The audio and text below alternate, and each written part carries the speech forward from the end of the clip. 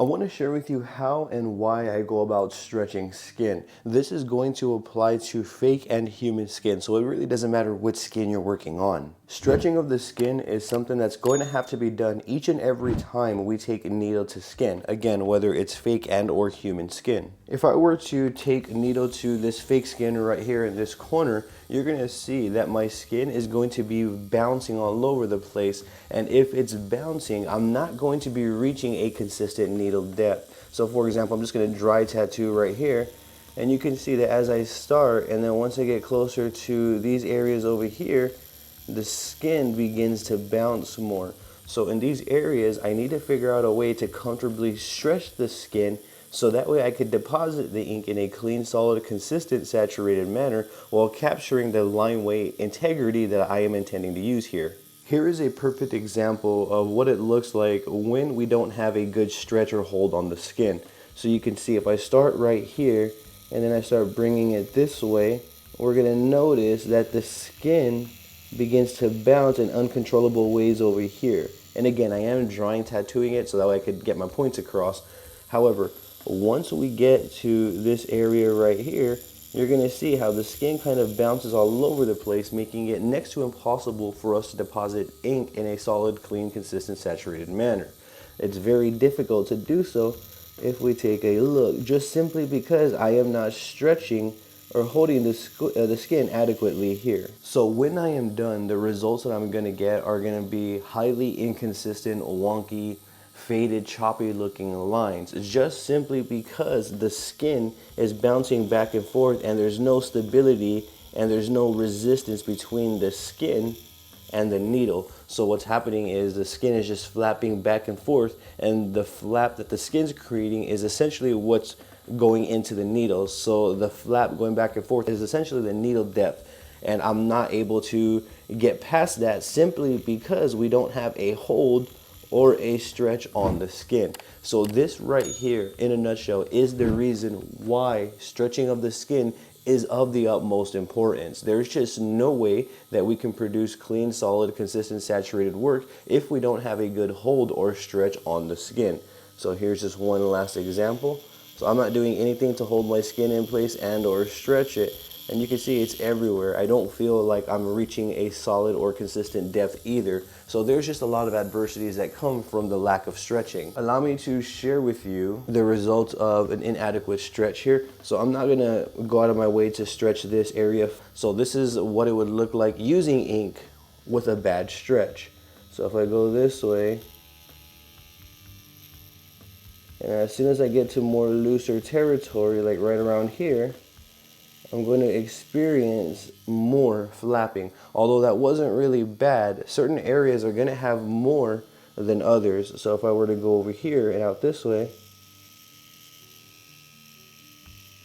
that one was manageable. You see how this one is bouncing around quite a bit.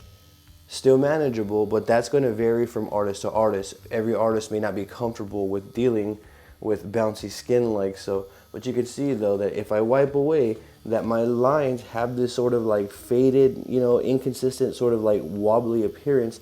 You can see that this line right here is just completely faded, although it looked like it was saturated when I deposited it initially.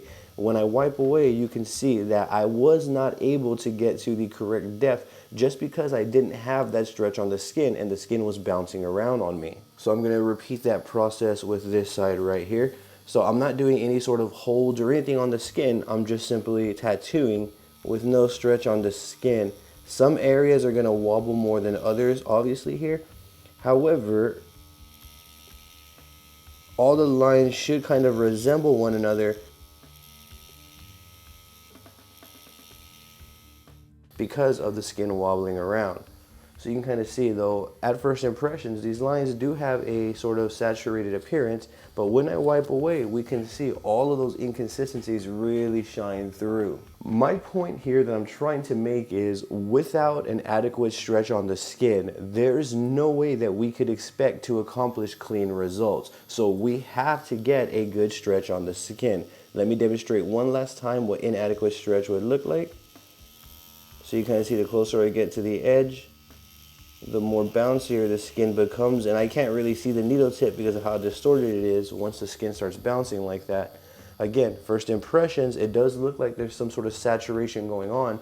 However, when we wipe away, the true results come out, and you can see that I'm not able to hit the correct needle depth just because the skin keeps flapping around on me and I don't have a good stretch or hold on it. These are the results right here. Let me go ahead and give it a zoom in so that way you can kind of see what we were working with. None of these lines are consistent. The only one that has the most saturation is this middle one. However, the line work itself is a little bit choppy due to the flapping of the skin. One last time right here. So here we have another area, and I don't have a good stretch on the skin.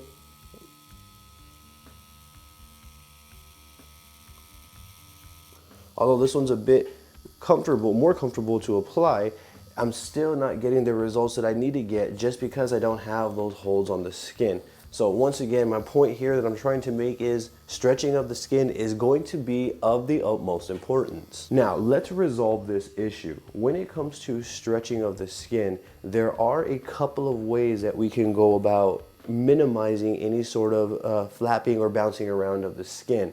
The methods that I use are very simple and straightforward. One of the methods is a method that we all know about, where we simply stretch the skin using our fingers and our palms, and or we simply hold the skin down. I'm going to explain both methods here in detail so that way you can click away knowing what both of them are. Let's talk about stretching of the skin first.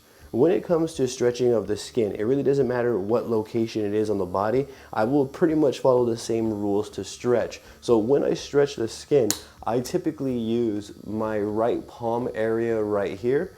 I use my left palm area right here. And then I use these 3 fingers on my left hand. And then I don't use any fingers on my tattooing hand. So just to confirm, my tattooing hand, I'm using this area and the palm of my hand to kind of place down and pull the skin in the right direction.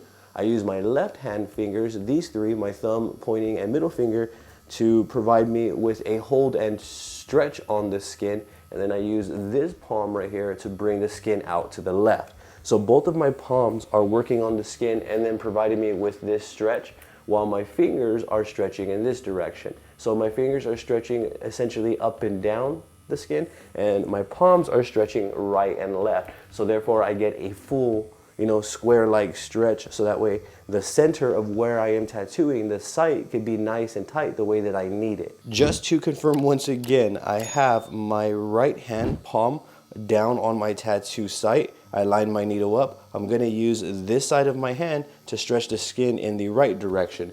I'm going to do the same thing with my left hand palm. When I place it down, I'm going to bring it into the left direction to stretch. So my palms and the sides of my hands are stretching the skin to the right and left, and my fingers are stretching the skin up and down. Let me go ahead and demonstrate that here real time. So I'm going to place my hands down. I'm going to pull the skin with my palms, as you can see, so you can visibly see the skin being stretched there. So I'm going to visibly stretch the skin like so. I start there, and then when I do that, I use my other fingers, and then I pull up and down like so. So now I have a stretch right here in this area. So this is going to be my focus point. This is the area that I'm going to need to tattoo.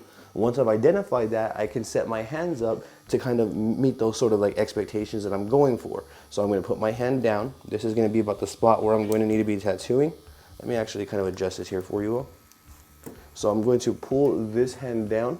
I'm going to pull with my palms. I'm going to pull it to the side, as you can see, so the skin is visibly being stretched to the side. And then I use my fingers to pull the skin up and down. And this gives me a really solid foundation to tattoo. Since I can't pull the skin anymore this way, I'm going to go ahead and just use my left hand to hold the skin down into place, or I'm sorry, to pull the skin into place and stretch it into place. Once I have a stretch here, you can see here that when I apply the line, there is absolutely no bounce. I can keep a consistent needle depth from point A to point B, and I'm able to comfortably apply this line all the way through. And here is my end point, like so. If I dab away, we can see that this line is much more prominent than the other lines. I'm going to go ahead and apply a generous amount of ointment wipe away, and we can see how this line now is reflecting the line weight integrity that I chose, and it is nice, clean, solid, consistent, and saturated, and the entire line weight integrity was captured as well. So in my opinion, this is a well executed line. That is the idea of stretching. Let me go ahead and repeat that once more here. So once you've identified a spot that you're going to be tattooing, you're going to go ahead and start building up that comfortability. So what I'm going to do is use this side of my right hand, pull the skin this way, use this side of my left hand to pull the skin this way, while I'm using my fingers to stretch the skin up and down. So sides of my hand stretching the skin right and left, fingers are stretching the skin up and down. And then from here, I'm going to taper in to the existing line. I'm going to bring it around, and I'm going to apply this line, and you can see now I have a clean site to work with. The skin is not bouncing around on me, and I'm able to apply this line cleanly with saturation while capturing the needle integrity. So if I wipe away, you can see now we have a clean, solid, consistent, saturated line. That is exactly what we want to go for each and every time we take ink to skin. That is essentially stretching of the skin. It really doesn't get more complicated than that. The only thing that changes is the areas that we plant our positions and the areas that we are stretching.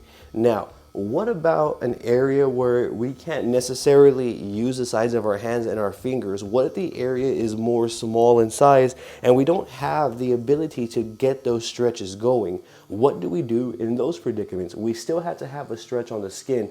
The skin still has to be tight in order for us to tattoo it. So how would we get that if we aren't stretching the skin using this method? The answer to that is going to be to hold the skin in place instead of stretch it. Holding the skin is just as efficient as stretching. However, it's not commonly talked about as stretching. Holding the skin, though, is a viable way to apply a line. Let me give you an example of what holding the skin would be like. So we can see right here on this side, if I just simply tap my needle to the skin, how the skin kind of starts bouncing.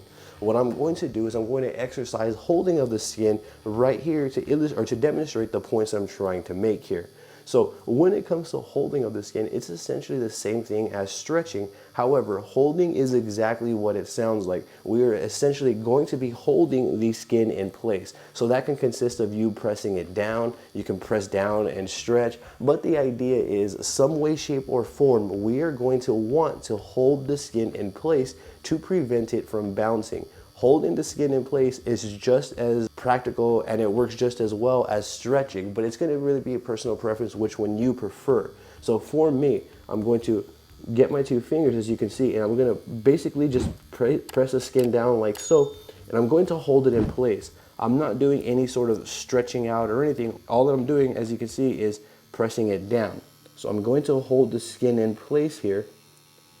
And you can see that I immediately lose all of the flaps here until I get to the end right here. Now, for those areas, I'm going to readjust my posture. You can see I'm readjusting my finger so that way I can apply this area without the skin bouncing around on me, as you just saw. I'm going to do the same thing. I'm going to hold this area down, use the side of my hand to kind of hold the other side down. And this is exactly what holding the skin in place looks like versus stretching.